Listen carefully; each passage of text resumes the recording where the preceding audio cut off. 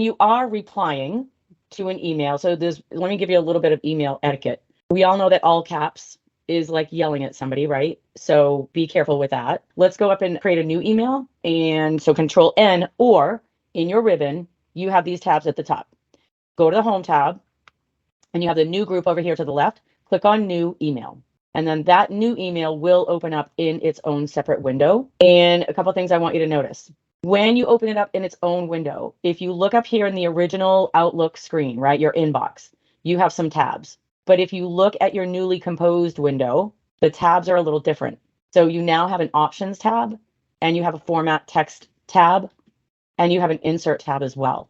So those are some things when you're composing an email, some of the features, some of the options you might need when you're creating and sending an email to somebody. One of the things I want you to notice on my screen is I have a From button, I have a To button, I have a CC button, and I have a BCC button. So one of the rules for email is if you are sending a bunch of emails to a group of people, technically, you're not supposed to put everybody in the To box. If you guys weren't students, right, your Gmails, and I was sending an email to all of you guys to your personal Gmails, and I put everybody else's personal Gmail in the To box, then all of you have everybody else's email. And there's privacy laws, right? So really what you would want to do is put everybody in the BCC box, blind carbon copy. So you have to turn that on. Go to your Options tab up at the top, and where right here it says Show Fields, turn on your BCC, and then you should have the To, the CC, and the BCC.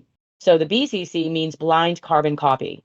And the From button shows up when you have multiple email accounts in Outlook. And so if you only have your Access Computer email and you were not able to, say, sync your Gmail into Outlook, then you're not going to have a From button. And then you have your subject line. Keep it consistent to the subject. And then obviously you get your Send button, then you get the body of your email here. So let's talk a little bit about this newly composed email screen. What I want you to do right now is go up in the top right corner. So you have your dash, your square, and your X. You know the square will maximize the screen.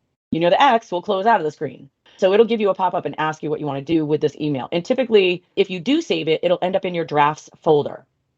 The other thing too about drafts is that after 10 seconds, maybe, if you open a newly composed email and you don't close it right away, and then you get distracted, maybe take a phone call, even though you haven't addressed it to anybody, you haven't typed anything in there, what happens is it saves it in the drafts automatically for you after a certain amount of seconds.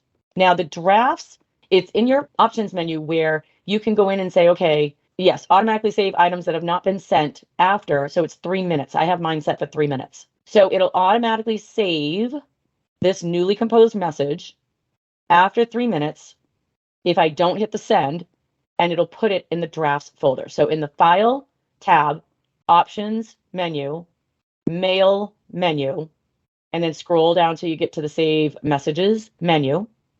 And right there, automatically save items that have not been sent after how many minutes. And you can go down to 1 minute, or you can go up to 10 minutes. So if you don't want it to save automatically in the drafts folder for you, then you can bump that up if you want. But it will, and you can choose the folder too, but typically you would want it to go to the drafts folder. All right, so if you did make any changes there, you can go ahead and click OK.